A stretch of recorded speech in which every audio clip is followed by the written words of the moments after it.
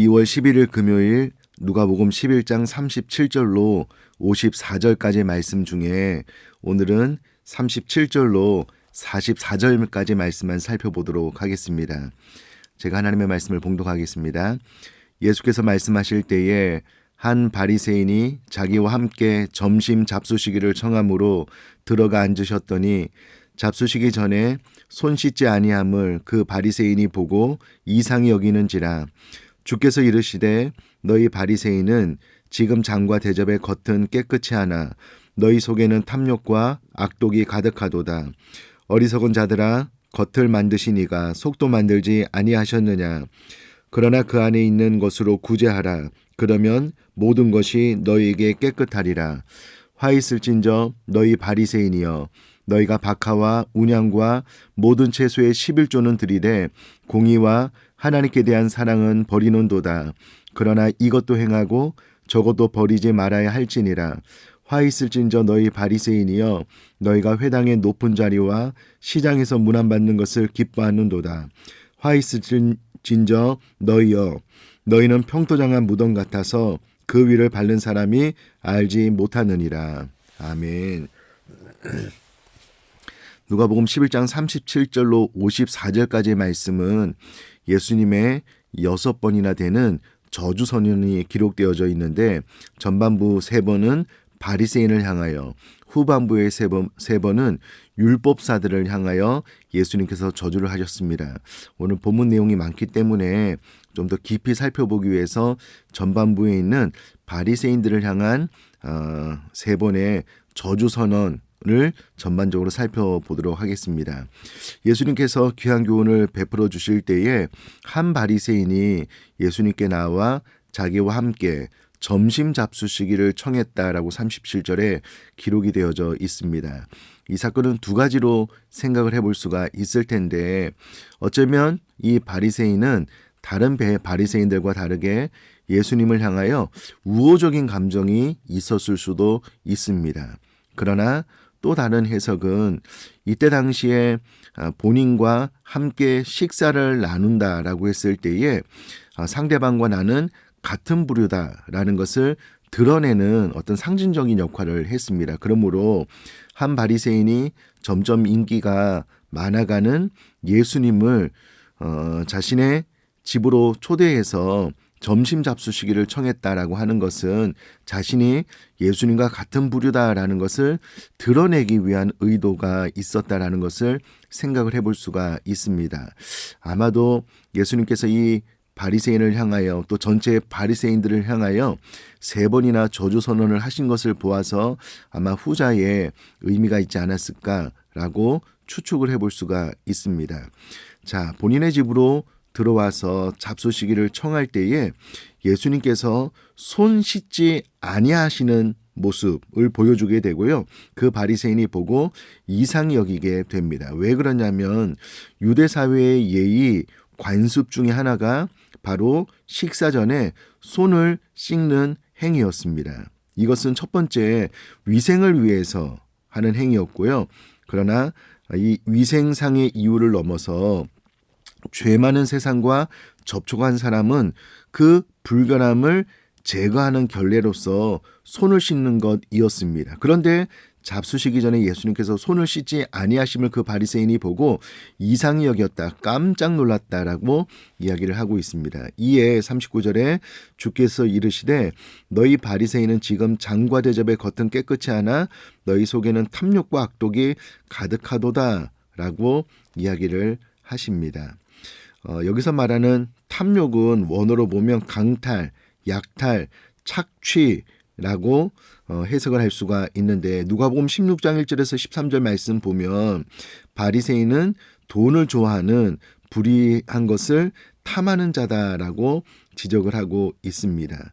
또 악독은 시기심, 욕심이다라는 의미인데, 이때 당시에 바리새인은 주로 장과 대접의 겉을 깨끗이 하는 것처럼 외형적으로 드러나는 것은 이와 같이 내용과 형식을 다 갖추었지만 그 내면은 탐욕과 악독이 가득한 삶의 형태를 가지고 있었고, 이것을 예수님께서 현란하게 지금 이야기를 하고 계십니다.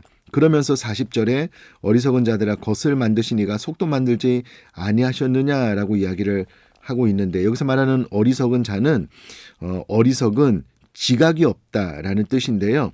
옳고 그른 것과 중요한 것과 하찮은 것을 잘 분별하지 못하는 자, 영적 진리에 대한 깨달음이 없는 자를 어리석은 자라고 불렀는데, 예수님이 보기에 이 바리새인이 옳고 그른 것과 중요한 것과 하찮은 것에 대한 분별력이 없는 거예요. 그러다 보니까 자꾸 겉만 중요하게 여기는데, 그런 바리새인을 향하여 예수님께서 겉을 만드신 이가 속도 만들지 아니하였느냐. 사람은 겉을 보지만 하나님은 중심 그 속을 보시기 때문에 하나님께서 속을 만드셨으므로 너희 속사람이 내면이 보다 더 중요하다라고 교훈을 베풀어주고 계십니다. 41절에 그러나 그 안에 있는 것으로 구제하라. 그래야면 모든 것이 너희에게 깨끗하리라. 그동안 부정한 방법으로 재물을 축적하고 그 안에 탐욕과 악독이 가득했다면 그 모든 부정한 재물을 돌려주고 오히려 구제하라. 이 구제를 통하여 모든 것이 너희에게 깨끗하리라 라고 교훈을 베풀어주고 계십니다. 그러면서 세 가지 화를 선언하고 계시는데요. 42절에 화 있을진저 너희 바리새인이여 너희가 박하와 운양과 모든 채소의 11조는 들이되 공의와 하나님께 대한 사랑은 버리는 도다라고 저주를 하십니다. 화를 선포하십니다. 여기서 말하는 박하는 정원에서 재배하는 식물을 말하고요. 운양은 녹회색의 잎과 노란 꽃을 가진 식물을 말합니다. 그 외 모든 채소는 우리가 다 잘 알고 있는 내용인데요. 중요한 것은 이 바리새인들이 11조의 대상이 아닌 것까지 하나님 앞에 11조로 보이는 열심을 보임으로써 본인들은 종교인으로서 이와 같이 하나님 앞에 바른 생활을 한다는 것을 드러냈다라는 겁니다. 그러나 반면 공의와 하나님께 대한 사랑을 버리는 삶을 살았기 때문에 예수님께서 이것도 행하고, 그래 하나님을 향하여 11조 생활이 나쁜 것이 아니고 바른 것이기 때문에 11조를 잘 해라라는 거예요. 그러나 저것도 버리지 말아야 할지니라.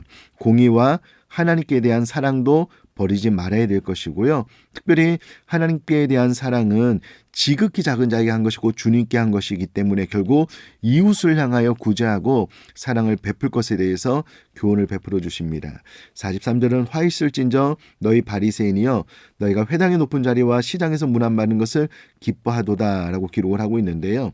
이때 당시에 회당은 종교교육 담당 기관인 모든 사람이 모이는 공식적인 장소였고요. 시장은 많은 사람들이 일상생활에서 만나는 곳인데 공식적인 종교교육 교육기관인 회당에서도 또 일상생활에서 만나는 시장에서도 문안받는 것을 그들이 기뻐하였다라고 이야기를 합니다. 그런데 이 말이 왜 화가 되냐면 여기서 말하는 기뻐한다는 것을 원형으로 보면은요, 아가파오가 쓰여졌는데 이는 하나님이나 예수님에 대한 사랑을 표현하는 겁니다. 그러므로 회당이나 시장에서 문안받는 것을 하나님이나 예수님에 대한 사랑을 돌려드리는 것만큼 원하고 기뻐했다라는 거예요. 마땅히 올려드려야 될 하나님을 향한 영광, 그것을 본인들이 받는 것을 더 기뻐함으로 화가 있다라고 선언을 하셨고요. 44절은 화 있을진저 너희여 너희는 평토장한 무덤 같아서 그 위를 밟는 사람이 알지 못하느니라. 얼마나 서경환과 바리새인의 내적 부패가 심각하고 잘 감췄던지 다른 사람은 전혀 그들의 잘못을 알아보지 못하고 어쩌면 자신도 속이는 그와 같은 외식적인 삶을 사는 것에 대해서 화가 있다라고 이야기를 합니다. 오늘 본문 말씀을 통해서 우리가 정말 마음에 새게 되는 것이 무엇이냐면요, 이와 같은 바리새인들은 겉으로 드러나는 것만 중요시했습니다. 근데 가만히 생각을 해보면 정말 그렇습니다. 오늘을 살아가는 많은 현대인들이 모든 SNS를 통해서 본인이 좋은 모습만, 아름다운 모습만, 좋은 곳에 가고 화려한 모습만 자꾸 보여주는데 치중을 하고 노력을 하는 거예요.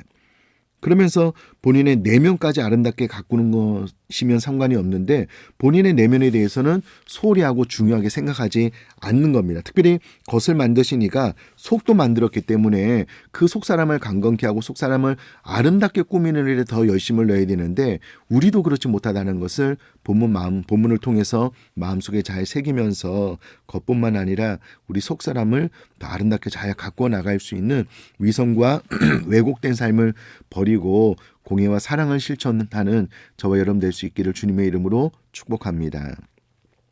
살아계신 하나님 아버지, 바리새인처럼 절대 외식하지 않도록 겉으로 보여지는 것만 중요시하고 최선을 다하고 우리 속사람에 대해서는 전혀 신경을 쓰지 않는, 잘 분별하지 못하는 어리석은 삶을 살지 않도록 도와주시길 원하고, 11조 생활 뿐만 아니라 공의와 하나님을 향한 사랑도, 이웃을 향한 사랑도 잘 실천할 수 있는 은혜를 허락하여 주옵소서. 감사드리며 예수님의 이름으로 기도드립니다. 아멘.